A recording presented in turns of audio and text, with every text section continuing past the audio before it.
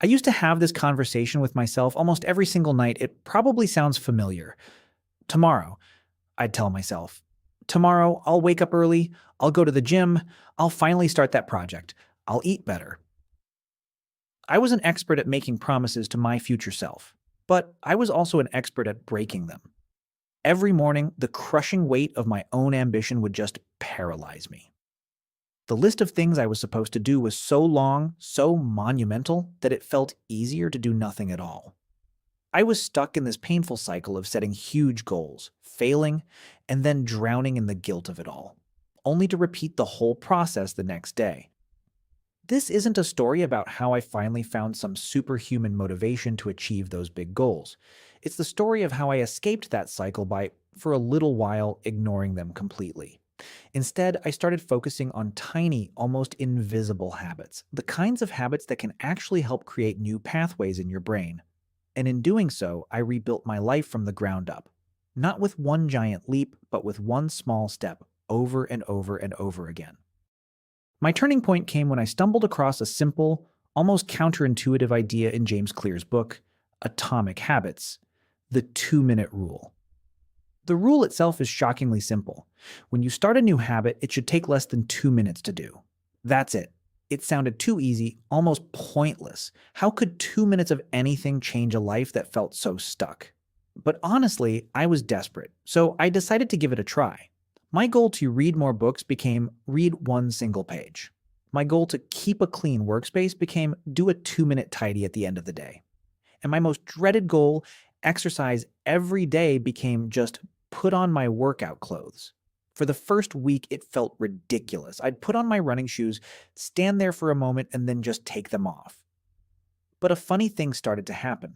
The voice of resistance in my head, the one that always said, "You're too tired," or "You don't have time," it went silent. I mean, how could I argue with 2 minutes? I couldn't. What I didn't realize at first was that the goal wasn't to get fit or become a great reader in those 2 minutes. The goal was to win the battle of just starting. For so many of us, starting is the hardest part. It's where the most friction and resistance live. By making the habit too small to fail, I wasn't just putting on my shoes. I was casting a quiet vote for a new identity.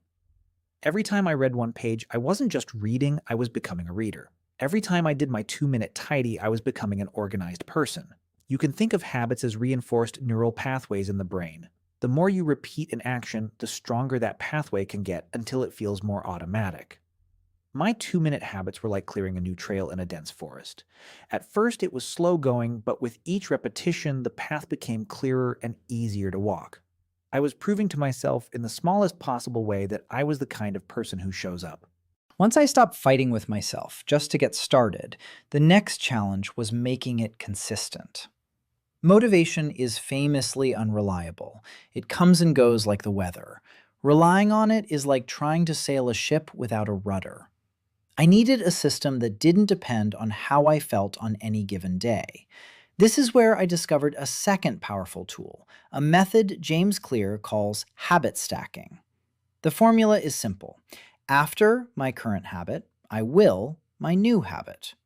The idea is to anchor your new desired habit to a solid pre-existing one, something you already do on autopilot, like brushing your teeth or pouring your morning coffee. Those existing habits are already deeply carved into your daily routine. By linking a new habit to them, you're using the momentum of the old habit to carry the new one. You're not building from scratch. You're just adding a new car to an already moving train. So, my rules became, after I pour my morning cup of coffee, I will meditate for 60 seconds. After I brush my teeth at night, I will write down one thing I'm grateful for. After I sit down at my desk to work, I will drink a full glass of water. Notice how specific these are. It's not sometime in the morning I'll meditate. It's right after I pour my coffee. The cue is concrete and unmistakable. Your brain loves that kind of clarity. It transforms the habit from a vague intention into a specific automatic script. When this happens, do that. This removes the whole decision-making process. I no longer had to ask myself, when should I meditate? The plan was already in place. The cue, pouring coffee, triggered the response, meditating for a minute, which gave me a little reward, a feeling of calm to start my day. You're not using willpower here. You're working with your brain's natural design. And by the way, if you're finding these ideas valuable and you're starting to see how they could work in your own life, taking a second to tap the like button really does help support this channel and get this message out to more people who might need to hear it. Even with the best systems in place, life happens. There will always be days when you're stressed, tired, or just don't feel like it. On those days, even a 2-minute habit can feel like a marathon. For these moments, I learned a technique that's like a secret weapon for your brain: implementation intentions. It sounds complex, but it's really just a simple way of making an if-then plan. The formula is, if situation X arises, then I will perform response Y. This is all about pre-deciding how you'll handle a challenge before it ever appears. It's the ultimate antidote to letting your mood run the show. We all know that feeling.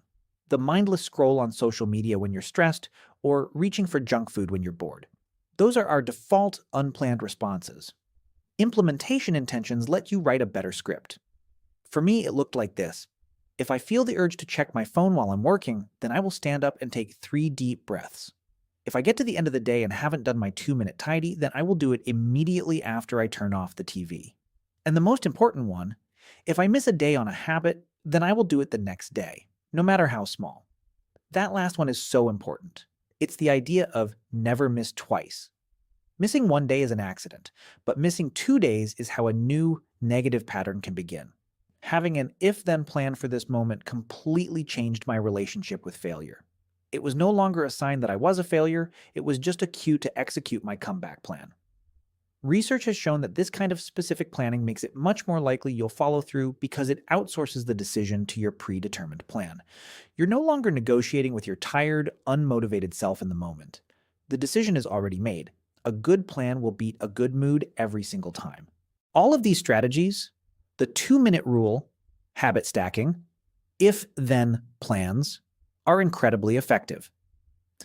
But they all serve a deeper purpose, which is the final and most profound layer of this transformation: building identity-based habits. The ultimate goal is not just to do a habit, it's to become the kind of person who does that habit. The goal isn't just to run, it's to become a runner. The goal isn't to write, it's to become a writer. This is a subtle but powerful mental shift. Instead of focusing on the outcome, like losing weight or writing a book, you focus on the identity. You start asking yourself, what would a healthy person do right now? What would a productive person do? Then you use your tiny habits as evidence to prove that new identity to yourself. Think of it this way. Every small action is a vote for the person you want to become. When I read one page, I was casting a vote for I am a reader. When I put on my running shoes, I was casting a vote for I am someone who is active. When I tidied my desk for 2 minutes, I was casting a vote for I am an organized person. One vote might not seem like much, but these votes compound. Over time, they build a belief, and eventually they help shape an identity. And once a habit becomes part of your identity, you're no longer fighting for it. You're simply acting in alignment with who you believe you are. The internal resistance just melts away. That's the real secret. It was never about the habits themselves. It was about using each tiny, almost laughably small action to slowly and deliberately rebuild my belief in myself. My life today isn't perfect. I still have days where I feel lazy or uninspired. But that feeling of being overwhelmed, of being trapped in a cycle of failure, is gone.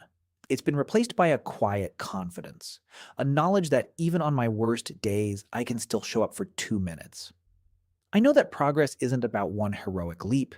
It's about the 1,000 small, consistent steps you take when no one is watching. Big goals can be inspiring, but they can also be incredibly intimidating. Tiny habits are the opposite. They are humble, they are achievable, and they are the real building blocks of lasting change. Consistency will always beat intensity in the long run, so forget the grand promises and the overnight transformations. The person you want to become is not built in a day. They are built in the quiet, ordinary moments. In the decision to read one more page, to take one more deep breath, to just show up one small habit at a time. So here is a gentle invitation. Don't try to change everything at once. Just pick one thing. One laughably small habit that you can start tomorrow. Maybe it's drinking 1 glass of water when you wake up. Maybe it's doing 10 squats while your coffee brews. Whatever it is, make it so small you can't say no. I would love to read it in the comments. What is the one tiny habit you're going to start? Sharing it can be a beautiful first step in holding yourself accountable. And if you want to learn more about the systems that can help you build a better life, make sure to subscribe. Thank you for watching. Just start small and start again tomorrow. This is Release Inner Strength. Drawn stories for a stronger mind. If this message helped you see yourself differently, subscribe for more videos about mindset, resilience, and personal growth. Because the strongest version of you may not need to be created, it may only need to be released.